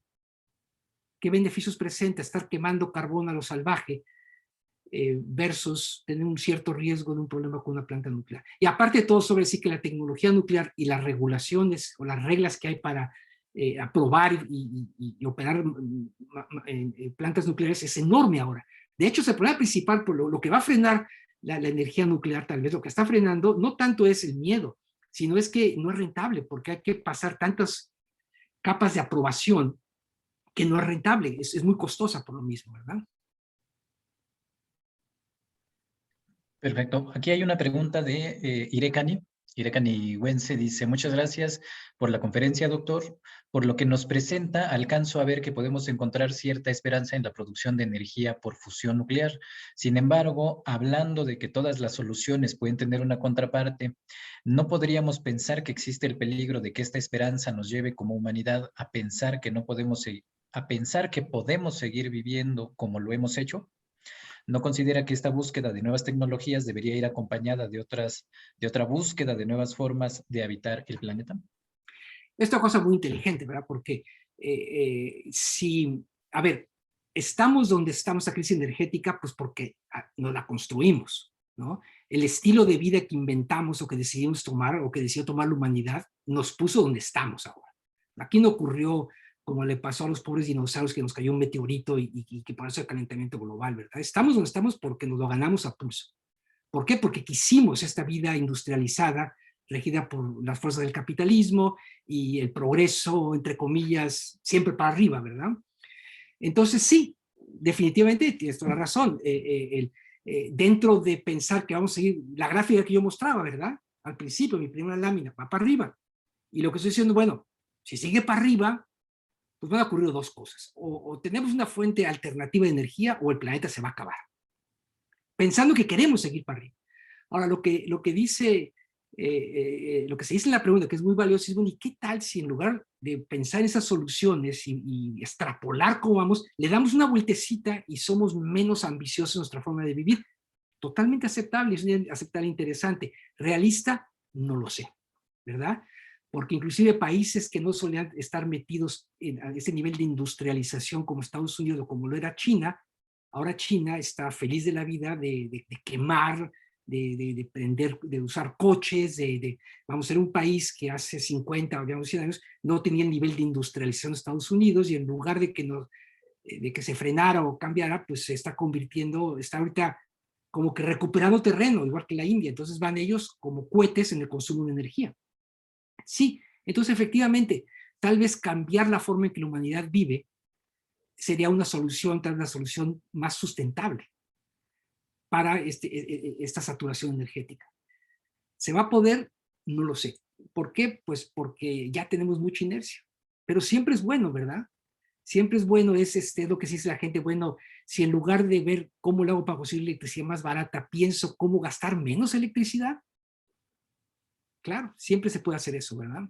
Entonces, nuevamente, no tenemos que descartar esas ideas que realmente pueden ser la solución a largo plazo, porque, a ver, hablando de ciencia ficción, si conseguimos la fusión nuclear y sigue esto tendido, pues no sé, sin gases térmicos, en no sé cuántas décadas o siglos estaríamos ahora sobrepoblación, porque la energía es muy barata y vendrían más problemas, ¿verdad? Que no sabemos. Entonces la idea de estar tapando un hoyo, pero me metí en otro. Entonces, claro, todos esos son procesos muy interesantes que ojalá pudiéramos decidirlas de manera racional, pero en últimas cuentas la humanidad les va a resolver ella sola, ¿verdad? Como decía Sájarov, vamos a tener fusión cuando la humanidad quiere. Va a haber coches eléctricos cuando las sociedades quieran. A veces no es cuestión de tecnología, es de querer la sociedad, ¿verdad? Pero muy inteligente y visionaria la pregunta esa, de verdad. Muchísimas gracias. Aquí, perdón, no alcanzo a ver quién hizo la pregunta. Montserrat Ríos dice, ¿por qué no se ha logrado la fusión nuclear? ¿Por qué no ha funcionado? ¿Cuál sería el principal motivo de su no logro? ¿Será la falta de recursos económicos? Claro, buena pregunta. Bueno, esa es una pregunta también muy interesante y la respuesta es una respuesta muy fácil y es porque es muy difícil, ¿verdad? Entonces es un problema diabólico, muy duro de entender y en mis presentaciones, en mis láminas que les presenté, les enumeré varios problemas por los cuales lo es. Entonces, realmente es como un problema científico y tecnológico, es realmente complicado. Yo he visitado las máquinas, que son máquinas que no son reactores comerciales, son máquinas experimentales, laboratorios, para hacer experimentos, no para producir energía comercial.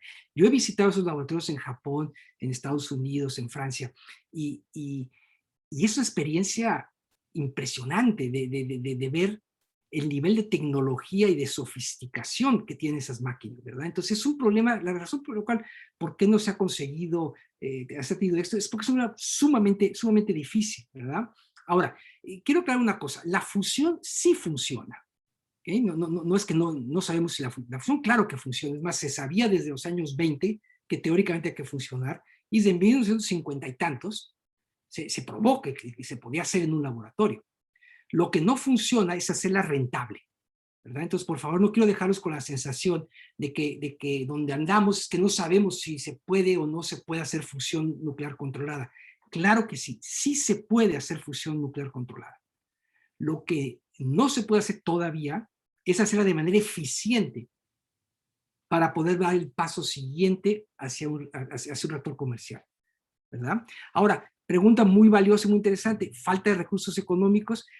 Siempre existe esa posibilidad, y no solamente recursos políticos. En mi historia que les hice de la fusión, se me pasó mencionarles, por ejemplo, que a pesar de que en 1985, como así lo indiqué, los Estados Unidos junto con Gorbachev, Reagan junto con Gorbachev, echaron a andar este proyecto de ITER, lo que no les dije es que en 1999, casi 14, 15 años después de que Estados Unidos fue el pionero en hacer la iniciativa, Estados Unidos dijo que se salía, que ya no iba a entrarle.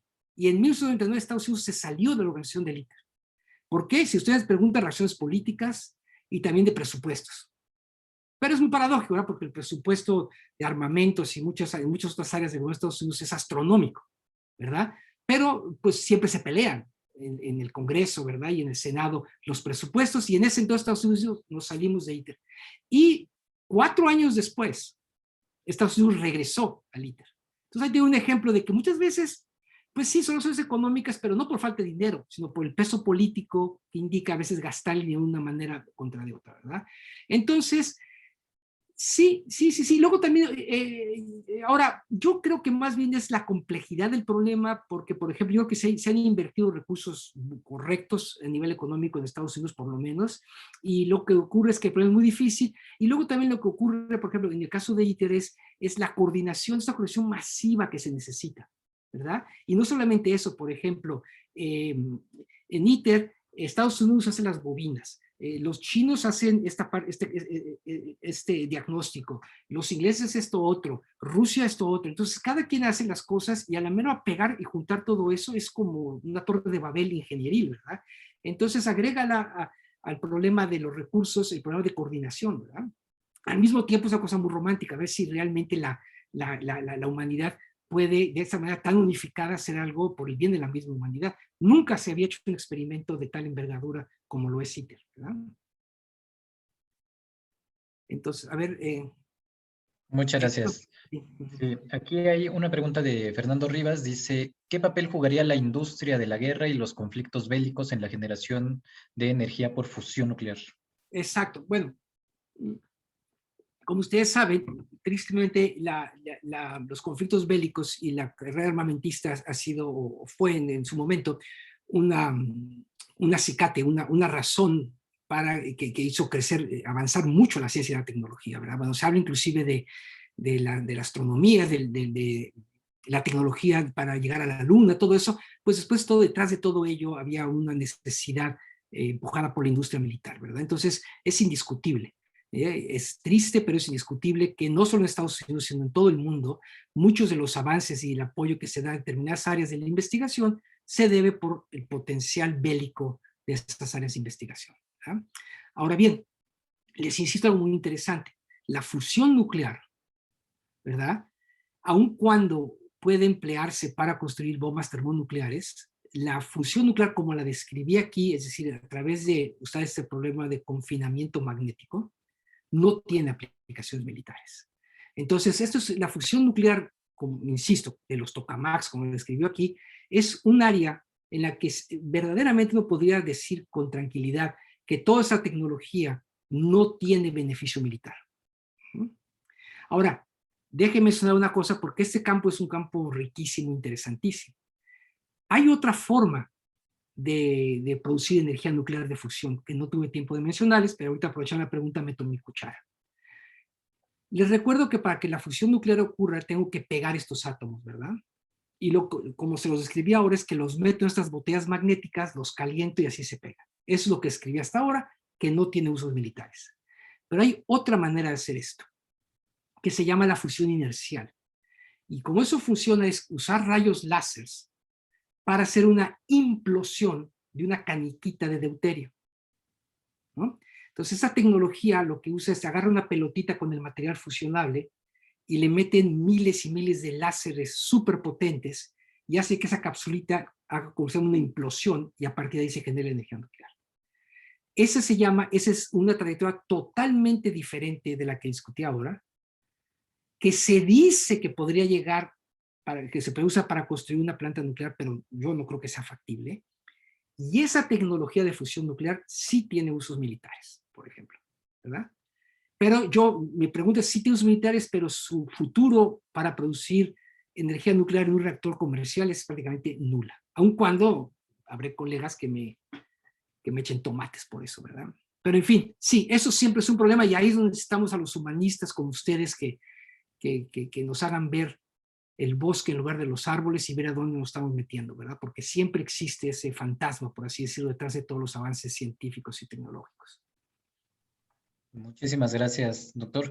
Y hay una pregunta de María de Los Ángeles Briceño. Yo creo que a reserva de que llegue alguna mientras se da respuesta a esta pregunta, pues sería la última, iríamos cerrando por la cuestión del tiempo también. Claro que sí. Dice María de Los Ángeles, doctor, ¿podría comentar cuál es la situación de las energías en México? Bueno, primero que nada, déjenme decirles que, y eso es gracias a colegas sumamente brillantes que tengo en la UNAM, en particular en el Instituto de Ciencias Nucleares, pero también en el ININ.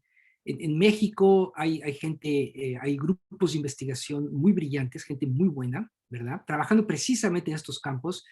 Yo mismo visito en muchas ocasiones al Instituto de Ciencias Nucleares en la UNAM, he tenido estudiantes de ahí, entonces, pues simplemente para decir lo obvio, en México y en particular en la UNAM, se hace investigación muy buena sobre fusión nuclear. Ahora, lo que ocurre, que es lo que ocurre en todos nuestros países en vías de desarrollo, es que no hay suficiente dinero, ¿verdad?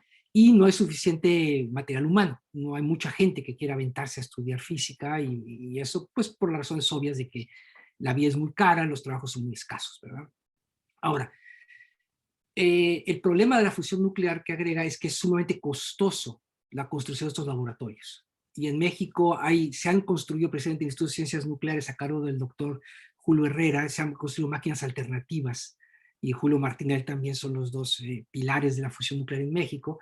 Se han propuesto máquinas pequeñas para elucidar de manera muy brillante algunos aspectos, pero la posibilidad de construir un tokamak hacia el nivel de los que existen en Estados Unidos, pues es muy limitante, ¿verdad? La posibilidad de participar en ITER, pues no existe. Entonces, lo que ocurre en México, nada más para establecer lo obvio, es que no hay suficientes recursos. Pero aquí regresamos un ejemplo, que es un país, por ejemplo, que invertir en energía eólica, en energía solar, podría ser la alternativa, ¿verdad?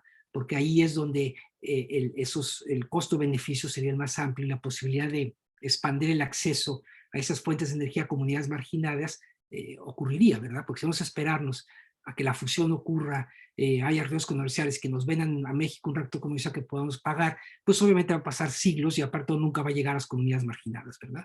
Entonces sí, el problema energético en México es diferente. Es muy diferente a esta visión un poco rosa y muy favorable cuando lo ve a nivel internacional de los países desarrollados del mundo occidental, ¿verdad? Entonces, sí, ese es un problema importante y delicado, ¿verdad? ¿Qué va a pasar con la energía en México? Claro que sí. Pues Y bueno, muchísimas pues, gracias. realmente estoy agradecidísimo porque ya saben que a mí me gusta hablar, tal vez de más, y ahora me han dado cuerda que ya hasta me cansaron, lo que no pensé, pero feliz, de verdad. No, Feliz. esa es la parte buena de este seminario, justamente. Muchísimas Estoy, gracias. estoy sorprendido y agradecidísimo porque me ha tocado dar muchas pláticas que nadie pregunta nada y es lo más triste que le puede pasar a un expositor. Exactamente. Entonces, bueno, pues en realidad es que hubo un entusiasmo pues inusitado en realidad. Yo creo que ha sido una de las conferencias que más interés han generado, que más dudas, y es que, bueno, el tema y la manera en la que tú lograste traducirnos estos términos y estos conocimientos que tú mismo lo decías, de pronto pueden ser tan técnicos o teóricos, pues ha sido increíble en realidad. Muchísimas gracias, Diego, por ese esfuerzo que has hecho el día de hoy. No sé si la doctora Carmen Rovira quisiera decir algunas palabras también. Y mientras tanto, en lo que se alistan ahí con Fernando, quisiera preguntarte, Diego, ya solamente, a lo mejor esto si no lo puedes comentar ahora por la cuestión del tiempo y demás, pero aquí en el seminario pues tenemos siempre un classroom donde tratamos de complementar sobre los temas. Nuestros conferencistas nos dan una serie de fuentes o bibliografía, seguramente que a muchos y muchas les interesará darle seguimiento a esta cuestión, a estas noticias. Y en ese sentido nos gustaría si nos pudieras recomendar fuentes de divulgación donde podamos tener acceso a este conocimiento, porque efectivamente la mayoría de quienes estamos aquí reunidos, pues somos de las humanidades, de las ciencias sociales, y de pronto estos temas sí pueden ser algo complicados, ¿no? Claro que siento con mucho gusto. Les preveo que de manera paradójica no hay mucho escrito que haga interfase con las humanidades y eso es un vacío que hay que llenar. Les voy a mandar material que yo considero, que yo conozco, que espero que les sea de utilidad, pero y también les extiendo todo mi apoyo si quieren tener alguna conversación en Zoom o cuando me dé una vuelta por México, porque yo creo que la visión que tienen ustedes es una visión importantísima que necesitamos los científicos y los ingenieros escuchar, ¿verdad? Nuevamente, para lo que ya hemos dicho muchas veces, para no caer en ceguera técnica, ¿verdad? Y no ver que probablemente estamos causando un problema más grande del que queremos resolver. Entonces, claro que es cierto, yo te paso y nuevamente una invitación a que por favor a que ustedes se interesen en este tema. Pero a ver, parece que la doctora Rovira, mi madre, tiene su manita levantada, entonces. Sí, adelante, doctora. Bueno, yo realmente felicito al doctor Diego del Castillo Negrete Rovira por su interesante conferencia. Realmente no es adornarme, pero es mi hijo y me he sentido siempre orgullosa de él, por su bondad, por su bonanía con todo el mundo y por sus estudios. Y te agradezco mucho, Diego, que hayas venido o que nos hayas dado parte de tu tiempo aquí. Te quiero y te mando un abrazo lleno de cariño y mis felicitaciones. Muchas gracias. El agradecimiento es de mí hacia ustedes. Realmente el que me hayan dado cabida, que hayan prestado su tiempo para comunicar mis puntos. Vale, sí, claro que sí, por favor. Recuerdo siempre tus pláticas cuando me introducías a mí en los problemas de física. Nunca las he olvidado. ¿Te acuerdas? Sacábamos a pasear al perro y paseábamos en la noche por la privada y yo procuraba informarme. Sí, Una vez más, gracias. Y gracias a ti, madre, porque a raíz de esas pláticas nocturnas que teníamos, porque siempre éramos buitos, mi mamá y yo, aprendí el valor de pensar de manera profunda en realidad, ¿verdad? Que a veces parece que la física y las matemáticas son profundas, pero son técnicas. Las ecuaciones son difíciles, pero un poco áridas a veces. Es cuando uno va más allá de ellas y ve al ser humano y los más filosóficos que se puede pensar de manera aún más profunda, ¿verdad? Y entonces eso, de manera mínima, lo he aprendido de ti, madre, y de todos los colegas y mis experiencias en la UNAM, ¿verdad? Y por ahí quiero terminar, que realmente esto no solamente tiene me da un gusto, no solamente por la cercanía emocional a todo este grupo, sino también por estar cerca del UNAM, ¿verdad? Que después de todo es mi alma mater. Gracias, Héctor. Gracias, Héctor. Muchísimas gracias, doctora Carmen Rovira, doctor Diego del Castillo. Pues bueno, queda ahí abierto entonces esta invitación que ha hecho el doctor Diego del Castillo a seguirnos involucrando desde la parte humanista, desde la parte filosófica. Algunas de las preguntas que aparecían acá pues eran propiamente con ese espíritu humanista y de pensar en las problemáticas éticas.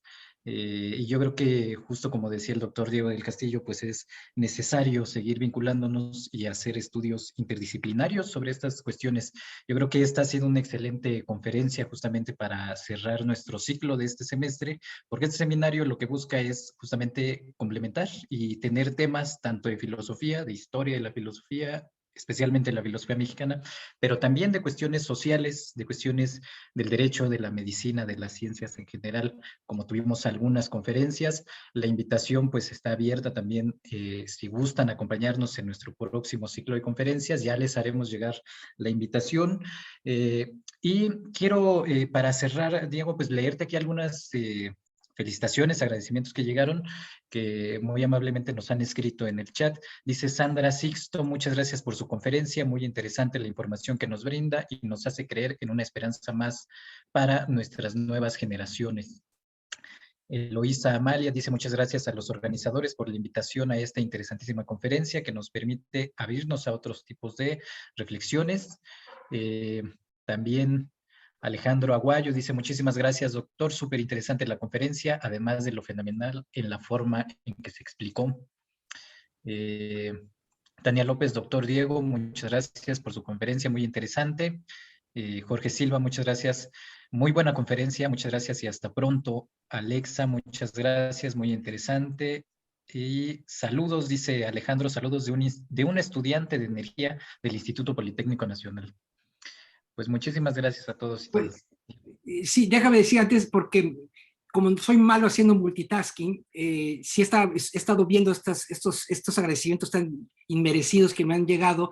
Entonces, no sé si cuando esto se acabe ya no voy a tener acceso al chat, pero si no lo tengo, por favor, no he respondido ninguno de estos mensajes, pero por favor, desde lo más profundo de mi corazón, inmerecidas alabanzas y el agradecido soy yo. Y nuevamente, gracias por su apoyo e interés, ¿verdad? Si no llego a responderles,